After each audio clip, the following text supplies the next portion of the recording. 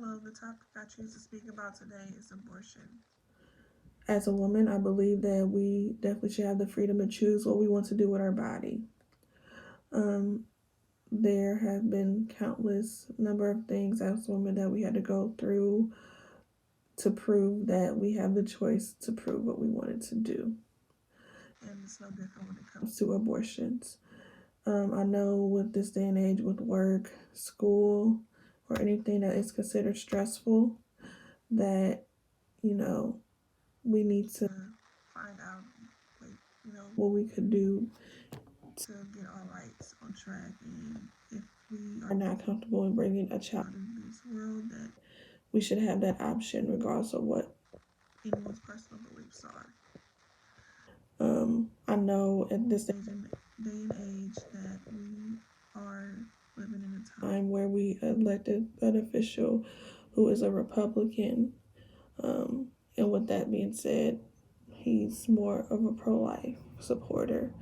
In 2016, when President Trump was elected, he elected more of his judges and lawmakers to be the conservative route, which means that he, did that purposely to try to repeal on the abortion laws. And unfortunately, in states like Arkansas, they have been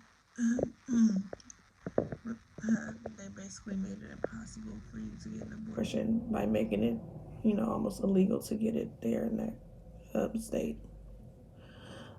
At this point in time, we do have an up and coming election, which is a good thing for anybody who has been watching the news. So that way, when it comes time to November, you can always vote for who you want. And that way, if you do feel like your rights are being restricted, you can try to go opposite direction of what we're dealing with now. And what we're dealing with now is to be the person who just does not agree with the freedom to choose what you want to do ultimately. It's a really big issue amongst states too on when you should get an abortion. That's a really big issue. I know here in Illinois, the average time they'll give an abortion is from 24 to 26 weeks. So basically, it's within the first trimester of your pregnancy. Is when they try to stay because it's more safer for you and your baby if you are, if you get rid of your baby earlier than later, because it can have dire consequences. And I know states like Texas and other, southern states have a lower recode, like about 22 weeks per se is when you are able to get an abortion. And if it's anything above that, they just will not be doing it for you. You have to go elsewhere or to other states. I've had a lot of people go to other states. Tell me they went to other states to get their abortion done because they were too far along for them to do it.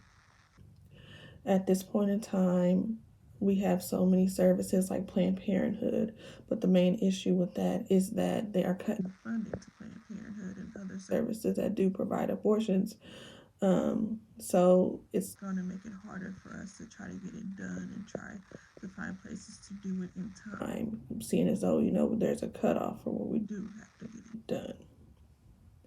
So at this point in time, like I said, the best solution would be to, you can go on social media and try to start a petition about, trying to get some abortion laws passed to protect us.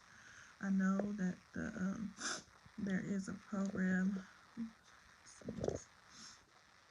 called the Women's Health,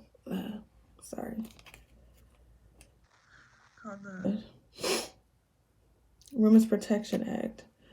And that's basically what the government is working on now to ensure that our abortion rights are kept as is and that they don't try to repeal them. And I know they're working on that at this moment. And to support them, you can go on the website www.actforwomen.com to support them and give them more leeway for the Senate to go pass those laws. But it's just right now in this state with the coronavirus and everything, it's just making everything harder to get stuff done, especially medically. But like I said, also things that you can do to support, you know, your state legislator. You know, you can basically start a petition is a big thing. You can also look up services who are more supportive of the businesses who are associated with funding the anti-abortion laws, because there are many, businesses that also provide funding to them. You can look those up and try boycotting them or bring awareness to what they are doing.